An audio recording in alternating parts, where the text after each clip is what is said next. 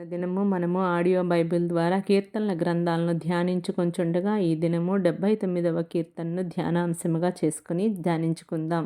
అయితే ఈ కీర్తన కూడా ఆసాబు గారిచే రచించబడినటువంటి కీర్తనగా చెప్పవచ్చు. అంతేకాకుండా యెరూషలేము కోసం విలాపం చేసినటువంటి కీర్తనగా కూడా పేర్కొనవచ్చు. అయితే 79వ కీర్తనను ధ్యానించుకుందాం.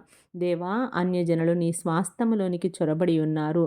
వారు నీ పరిశుద్ధాలయమును పవిత్రపరిచి ఉన్నారు.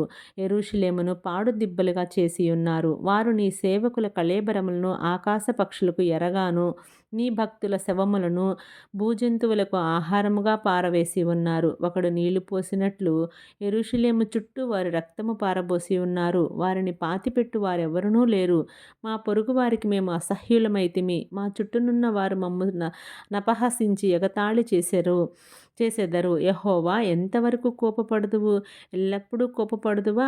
నీ రోషము అగ్నివలె ఎల్లప్పుడూ నుండునా? నిన్ను ఎరుగని అన్యజనుల మీదను, నీ నామమును బట్టి ప్రార్థన చేయని రాజ్యముల మీదను ఏ ఉగ్రతను కృమ్మరించుము. వారు యాకోబు సంతతిని మిరింగివేసి ఉన్నారు. వారు నివాసము పాడు చేసి ఉన్నారు. మేము బహుగా కృంగి ఉన్నాము. మా పూర్వుల దోషములు జ్ఞాపకం చేసుకొని నీవు మా మీద కోపముగా నుండకము. నీ వాత్సల్యము త్వరగా మమ్మను ఎదుర్కొని నిమ్ము. మా రక్షణకర్తయగు దేవా, నీ నామ ప్రభావమును బట్టి మాకు సహాయము చేయుము. నీ నామమును బట్టి మా పాపములను పరిహరించి మమ్మను రక్షించుము.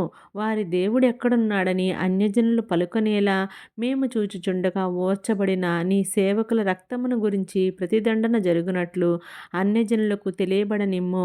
చెరలనున్న వాని నిట్టూర్పు నీ సన్నిధికి రానిమ్ము. నీ బలాతిశయమును చూపుము. చావునకు విధింపబడిన వారిని కాపాడుము. ప్రభువా, మా పొరుగు వారు నిన్ను నిందించిన నిందకు ప్రతిగా వారి ఎదలోనికి ఏడంతుల నిందను కలుగజేయము.